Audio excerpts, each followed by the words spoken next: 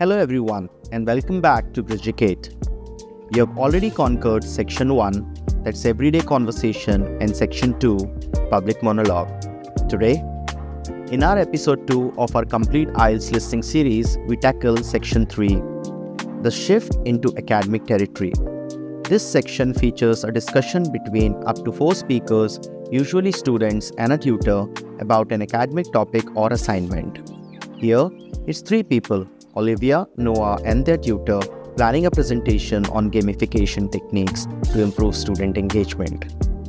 Section 3 raises the difficulty, more opinions, interactions, paraphrasing and the need to track who says what. But with the right strategies, you can turn this into a reliable score booster.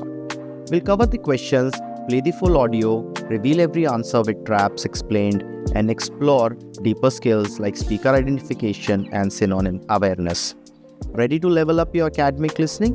Smash that like button if you're in, and make sure notifications are on for Section 4 next.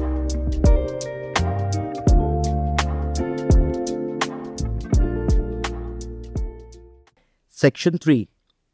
Section 3 is always an academic or educational conversation. It tests your ability to follow discussions, understand opinions, identify speakers, and catch precise details. The question types that we will be practicing today are Question 21 to 23, multiple choice, Question 24 to 26, matching, like who mentions what, speaker identification. Question 27 to 30, sentence completion in no more than 3 words and or a number. You get around 30 to 40 seconds before the audio starts. Use it to read everything and predict the topic. Here, clearly education and technology gamification. Now, before moving on, let's do what top scorers predict actively. Let's practice it. So, in multiple choice, if you will see, there's a difference between options. Option A here is history. In option B, it says techniques. And in option C, it says problem. So, this helps. Now, when it comes to matching, the speaker familiarize with names. Now here, Olivia, Noah, and the tutor. In sentence completion, predict grammar, like noun after by, visual type, style name, and time duration. Perfect.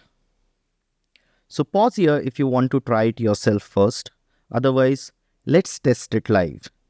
Listen carefully to the academic discussion about the student's presentation and answer question 21 to 30. Hello, Olivia and Noah. Come in and take a seat.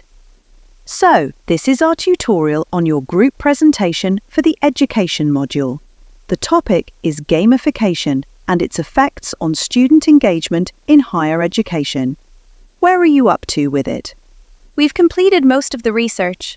We discovered that incorporating game elements like points, badges, and leaderboards can significantly boost student motivation. Yes, one study we read showed a 30% rise in course completion rates when gamification was used in online platforms. That's a solid statistic. Can you give me an example of a university that successfully implemented this? Absolutely. We're using the case of Harvard University, where they developed a gamified mobile app for their introductory history course, which improved participation levels. Another example is from a business school in Australia that used virtual rewards in their marketing modules. Impressive. However, it's important not to overlook the challenges. What issues have you identified? Well, competitive elements might cause stress for some students who prefer cooperative learning. Also, not all students have equal access to the technology required, which could widen the digital divide. Good points. Now, let's talk about how you're structuring the presentation. We'll start with an introduction to what gamification means, then discuss the benefits supported by evidence, followed by the potential drawbacks, and end with our recommendations for educators. Sounds logical. What about visual aids? They can make or break a presentation. We're planning to include charts and graphs showing engagement statistics before and after implementing gamification. Excellent choice. Make sure they're not overcrowded. And remember to reference everything using the APA style to maintain academic integrity. We've already compiled a list of sources in APA format. Perfect. The presentation is scheduled for 15 minutes, including questions. Have you practiced timing it? Yes, we'll do a full rehearsal this weekend to ensure we stay within the limit. Great. One last suggestion. Include a slide on future trends, perhaps how AI could enhance gamification further. That's a brilliant idea. It would really show forward thinking. All right, any final questions from you two? No, I think we're set. Just one. Is it okay to distribute handouts?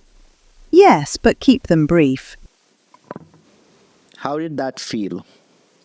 Section 3 often feels faster and more interactive.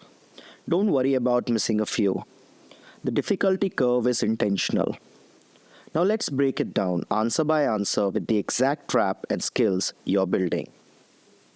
Now to question number 21. The answer is the main topic of the student's presentation is B, gamification techniques to improve student engagement. Now the tip here is the topic is usually announced clearly in the first 10 to 15 seconds. Listen right from the start. The common trap here is choosing a minor detail like history or problem with technology instead of the overall main topic. Now to answer question 22, Noah mentions that a study showed an increase of B 30% in course completion rate. Now the skill here is to identify quick number amid distractors. Now the common trap is 20% and 40% are mentioned. Classic distractor technique in real IELTS test. Always link the number to the exact context and speaker. Answer 23. The university case study mentioned for the history course involves A, Harvard University. Now the tip here is train yourself to connect examples to the correct speaker and detail. Distractors like Oxford or an Australian business school appears to test precise listening. Now moving to question 24, 25 and 26. Now in question 24, the issue of student stress due to completion was A, Olivia, and the problem of unequal access to technology or the digital divide was B, Noah. The importance of using APA style for reference, C, tutor. This speaker identification task is a hallmark of section 3. It tests memory of who said what amid overlapping dialogue. Now the skill development here is to track speakers while following the flow of ideas. Now moving to question 27, 28, 29 and 30. In question 27, the presentation structure includes a section on benefits supported by evidence. In 28, visual aids will feature charts and graphs showing statistics. In question 29, students are advised to reference source using the APA style. And the last one, question 30, the presentation time limit is 15 minutes. Now, the skill development here is listening for exact or near exact words while respecting the 3-word limit. These are precision, focus, spellings, and limit adherence are critical. Many students lose marks here due to exceeding limits or minor spelling errors. Now let's explore the bigger picture and related consideration that make Section 3 uniquely challenging yet conquerable. Section 3 difficulty curve. Question 21 to 23 are relatively easier. Gist plus factual details. Question 24 to 26 test speaker memory and attention to interactions, while 27 to 30 demand precision in completion. This progression mirrors official Cambridge tests perfectly. The prediction skills requirement are: always use pre-listening time to anticipate the topic, word type, and possible paraphrases. Strong prediction helps you stay ahead of the conversation. The distractor techniques.